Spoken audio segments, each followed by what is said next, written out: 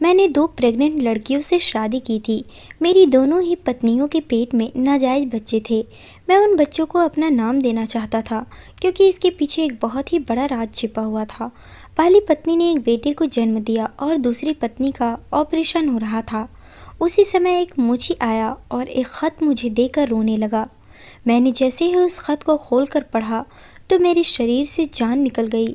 ऐसा लगता था कि जैसे अभी मेरा दिल फट जाएगा, क्योंकि मेरी दोनों पत्नियां तो मेरे माँ बाप बचपन में ही मर गए थे। मुझे मेरी नानी ने पाल पोस कर बड़ा किया था। उन्होंने मुझे हर रिश्ते का प्यार दिया था। मुझे कभी किसी चीज़ की कमी महसूस नहीं होने देती। घर में और भी लोग थे जिनमें मेरे 2 मामा और उनकी पत्नियां मौजूद थे। नानी के अलावा घर में सबका बिहेवियर मेरे साथ बहुत ही अजीब सा था। मेरी बड़ी मामी, जिनका नाम सालिहा था, उनकी आंखों में हमेशा अपने लिए नफ़रत ही देखी थी। वह कभी भी मुझसे सीधे मुंह बात नहीं करती थी, जबकि मेरे मामा भी मुझे सीधे मुंह बात नहीं करते थे। बस मेरी छोटी मामी का बिहेवियर मेरे साथ थोड़ा नॉर्मल था। वह मेरा कुछ ख्याल रख लेती थी। नानी के बाद घर में मुझे वही अच्छी लगती थी। बड़ी मामी सालिहा की कोई औलाद नहीं थी। उन्होंने अपनी बहन को अपने पास रखा हुआ था। बचपन से ही उसकी परवरिश करती चली आ रही थी और उसे अपने बच्चों की तरह पालती थी। बड़ी मामी की यह बहन उनकी शादी के बाद पैदा हुई थी। उसका नाम कियारा था। कियारा की पैदाइश के बाद सालिहा मामी की माँ बीमार रहने लगी थी, इसलिए वह कियारा को अपने ही घर ले आई थी। छोटी मामी की एक बेटी थी, उसका नाम शीतल था। छोटी मामी की बेटी शीतल का बिहेवियर भी मेरे साथ अच्छा नहीं था। सालिहा मामी की बहन कियारा का बिहेवियर मेरे साथ अच्छा था। वह बचपन से ही मेरे साथ दोस्ताना बिहेवियर रखती थी। वह अक्सर मेरे कमरे में आकर बैठ जाया करती थी और मुझसे बातें करती, मगर सालिहा मामी को यह सब बर्दाश्त नहीं होता था। वह उसे रोकती थी कि मोंटी के कमरे में मत जाया करो। गुजरते समय के साथ साथ मैं और कियारा दिल ही दिल में एक दूसरे को पसंद करने लगे थे। यह बात मेरी नानी ने भी नोट कर ली थी।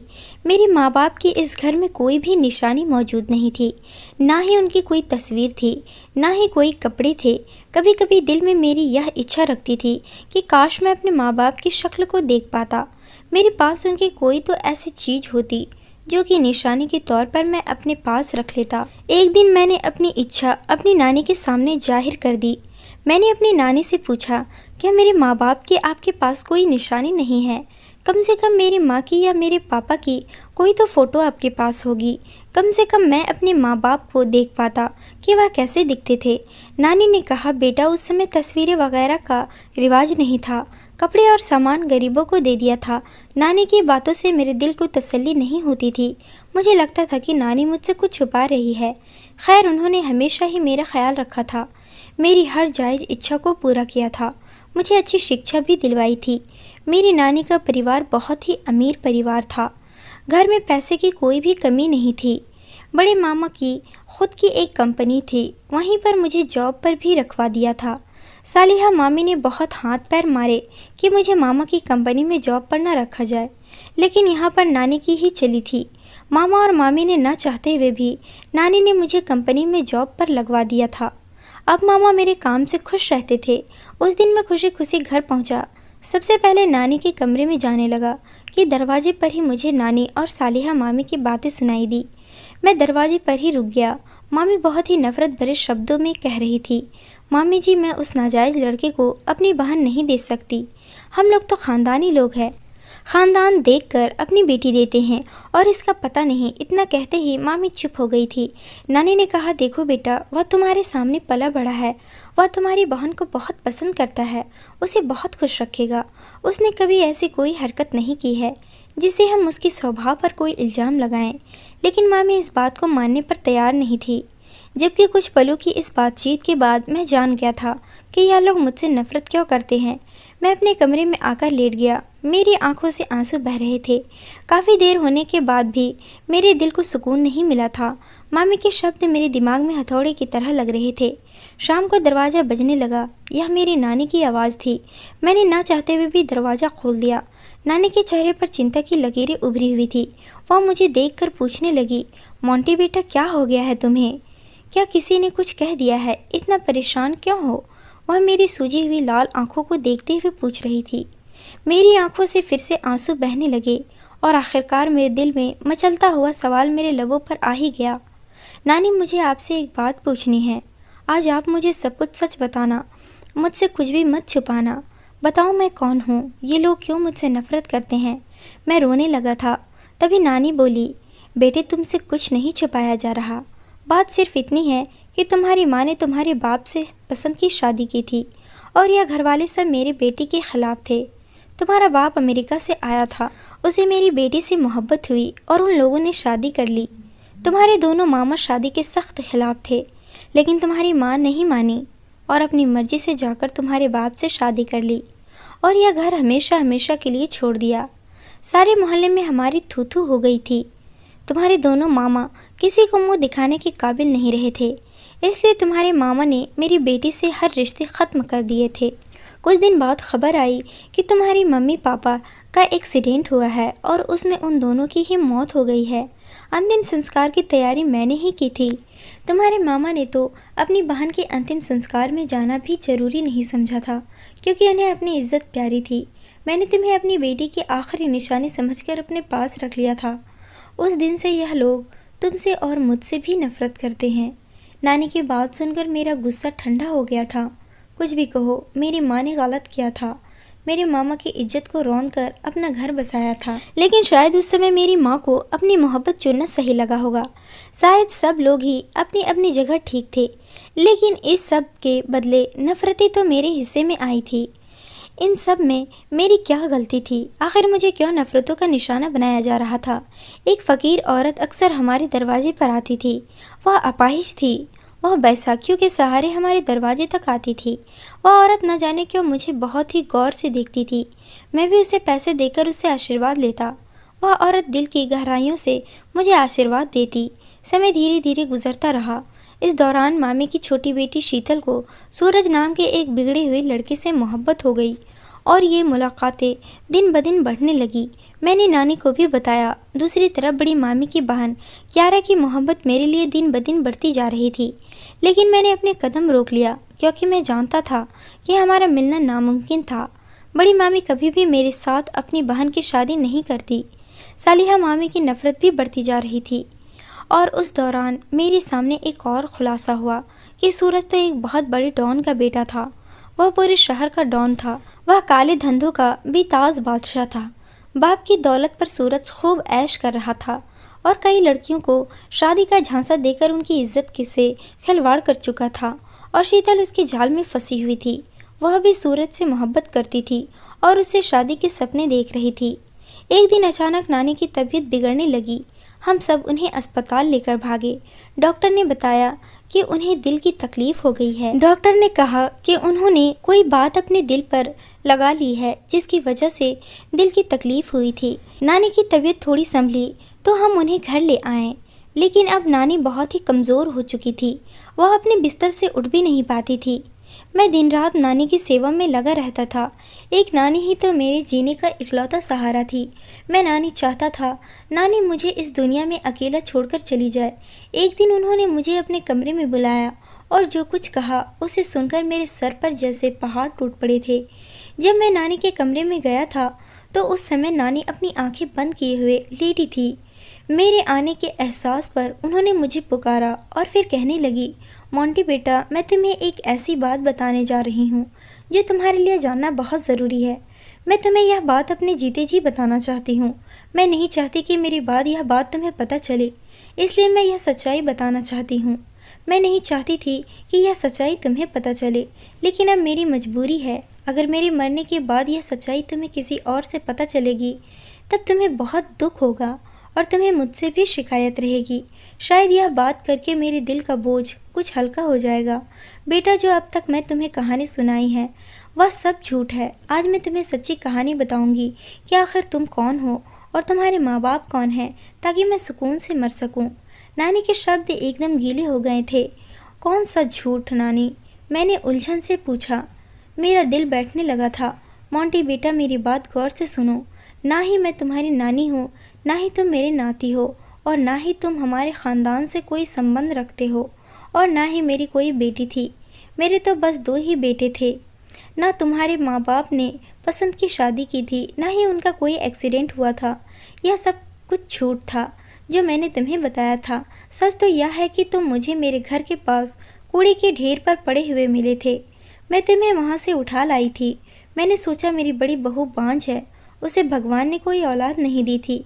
मैंने सोचा सालिहा तुम्हें पालेगी, लेकिन उसने तुम्हें लेने से इनकार कर दिया। वह एक नाजायज बच्चे को नहीं पालना चाहती थी।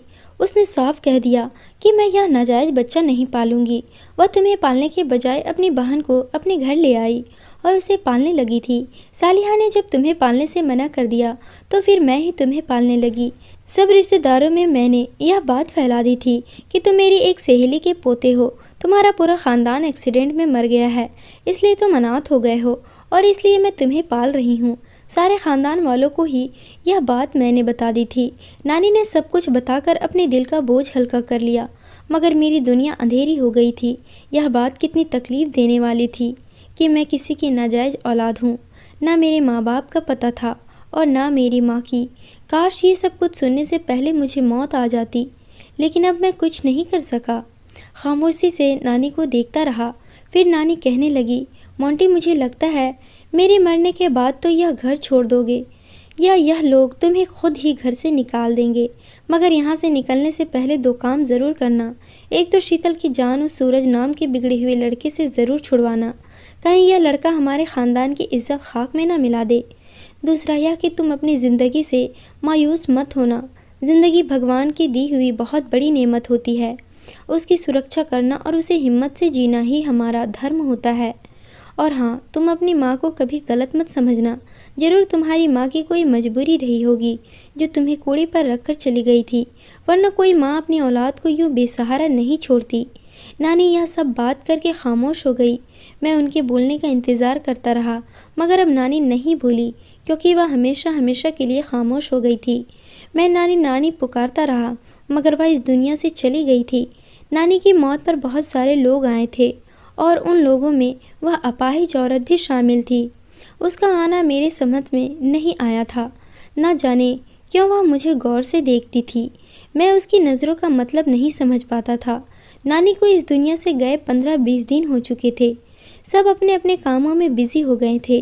नानी के जाने का किसी को कोई दुख नहीं था। दुख तो सबसे ज़्यादा मुझे हुआ था। मेरा तो सब कुछ ख़त्म हो गया था। मैं ज़्यादातर नानी के कमरे में ही रहता था। मुझे अपनी नानी की बहुत याद आती थी।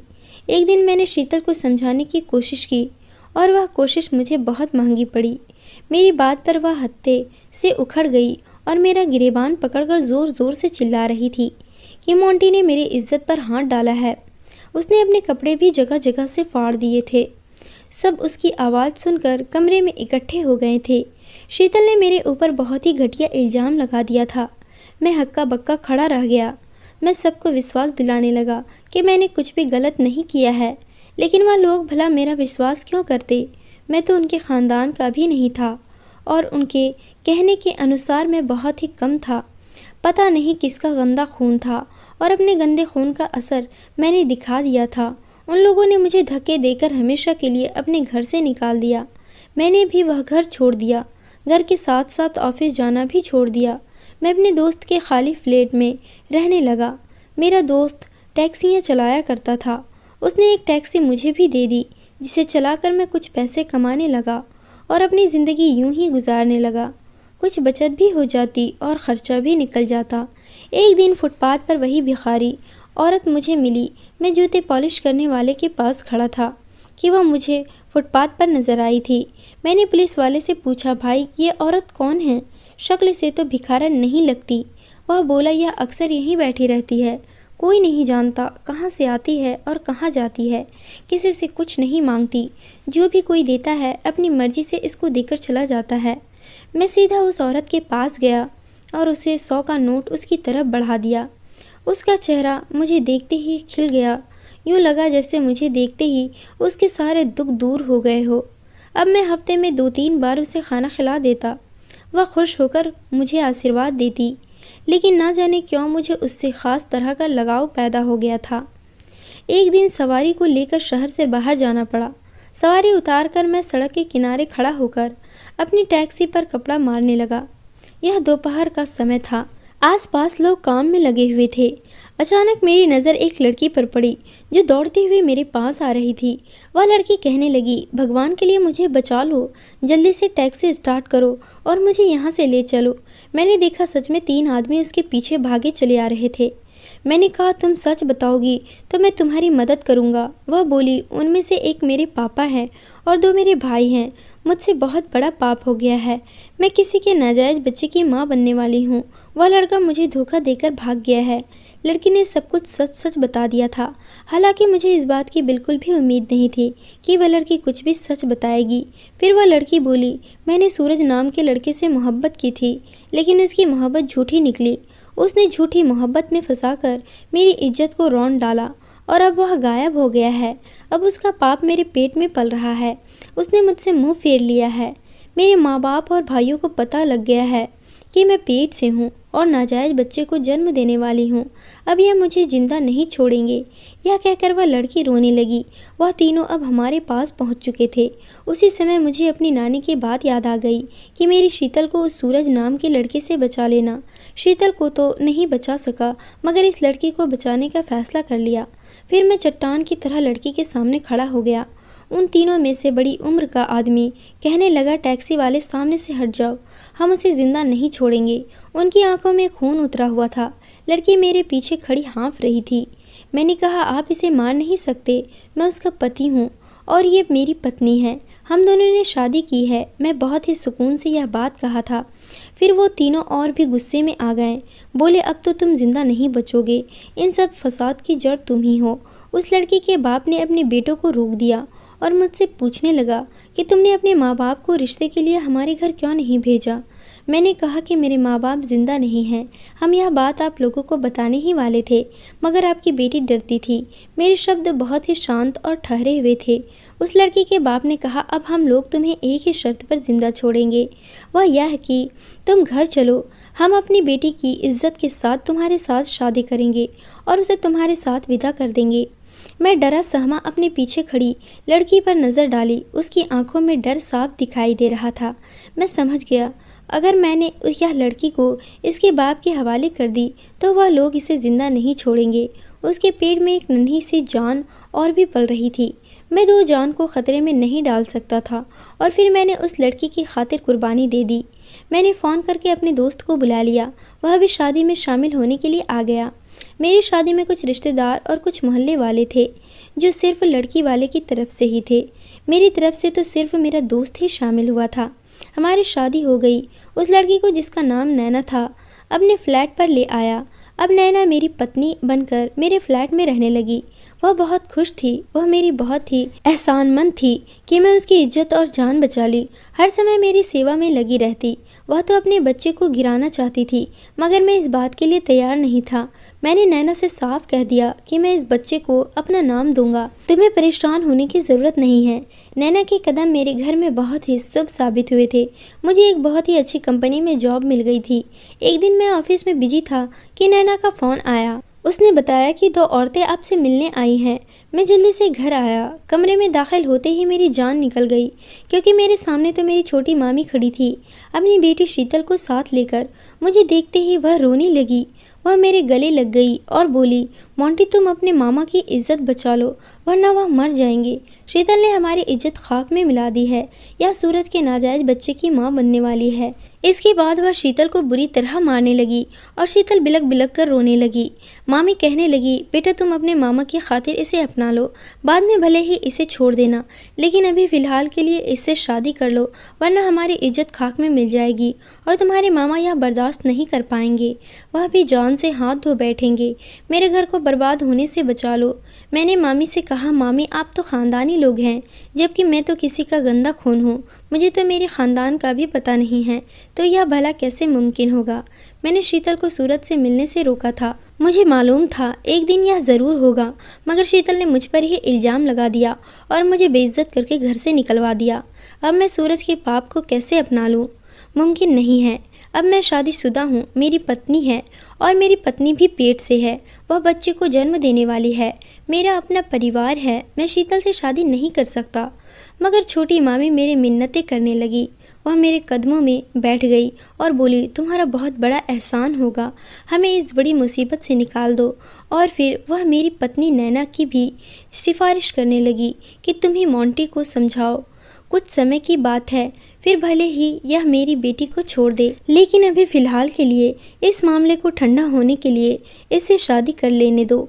नैना भी इस मुसीबत से गुजर चुकी थी। उसे एहसास था कि शादी से पहले माँ बाप को कितनी बड़ी तकलीफ़ होती है। नैना ने मुझसे कहा कि तुम शीतल से शादी कर लो, बात की बाद में देखेंगे। नैना के कहने पर मैंने शीतल से शादी कर ली और अब मैं अपनी दोनों पत्नियों के साथ रहने लगा। समय का पहिया घूमता रहा। नैना ने एक चांद से बेटे को जन्म दिया। हमने बेटे का नाम सोनू रखा। नैना और शीतल का कहना था कि सोनू बिल्कुल आप पर गया है। मैंने भी गौर से देखा, सोनू तो बिल्कुल मेरे जैसा था, वही होठ, वही बाल और वही नाक, वही आंखें। मुझे हैरत होती कि सोनू तो मेरा बच्चा ही नहीं है, फिर भला वह मेरा जैसा कैसे हो सकता है। कुछ दिनों के बाद शीतल का भी आखिरी महीना पहुंचा। उन दिनों शीतल बहुत उदास रहती थी।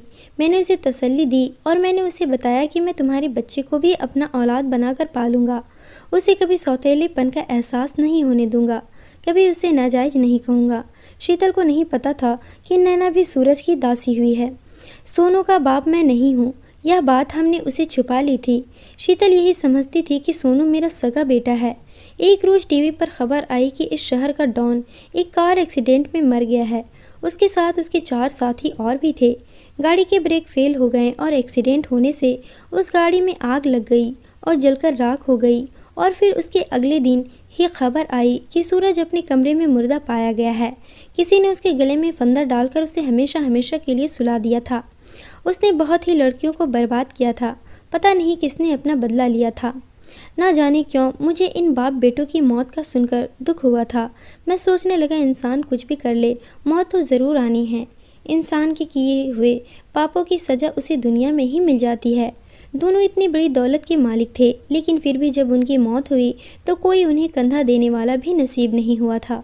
एक दिन मैं ऑफिस से घर आ रहा था। दिल में ख्याल आया कि उस अपाहिज फ़कीर औरत से मिलने जाऊं। मैं उसे माँ जी कहने लगा था, लेकिन मुझे वहाँ जाकर पता चला कि उस भिखारी को मरे काफ़ी दिन हो गए हैं। मुझे यह बात वहाँ पर खड़े एक रेडियो वाले ने बताई थी। उसने बताया कि उस औरत ने मरने से पहले एक ख़त अपने साथ उस मोची को दिया था। वह कहा था कि मेरी अमानत उस लड़के तक पहुंचा देना। अब पता नहीं वह मोची कल से कहाँ गायब है। पूछने पर उस रेडी वाले ने बताया कि उस भिखारन का कोई परिवार नहीं था। उसका अंतिम संस्कार एक मुस्लिम परिवार ने किया था और उन्होंने अपने रीति रिवाज के अनुसार उसे दफना दिया था। मैंने उस रेडी वाले से कहा कि मुझे उसकी कब्र के पास लेकर चलो। रेडी वाला मुझे कब्रिस्तान ले गया, जहाँ पर कुछ ताज़ा खबरें बनी हुई थी। उन पर कुछ नाम की तख्ती भी लिखे थे, लेकिन कब्र के ऊपर कोई भी नाम नहीं लिखा हुआ था, क्योंकि वह बेचारी तो अनाथ थी। मैं उसे कब्र के पास बैठकर बहुत देर तक उसकी आत्मा की शांति के लिए प्रार्थना करता रहा और घर वापस आ गया। घर जाकर नैना ने मुझे बताया कि शीतल की तबीयत ख़राब है। उसकी माँ लेकर हॉस्पिटल गई है। उसकी डिलीवरी का समय हो चुका था। मैं और नैना भी अस्पताल पहुँचे। डॉक्टर ने बोला कि शीतल का ऑपरेशन करके बच्चा निकालना पड़ेगा, क्योंकि शीतल की हालात बहुत ख़राब हो रही थी।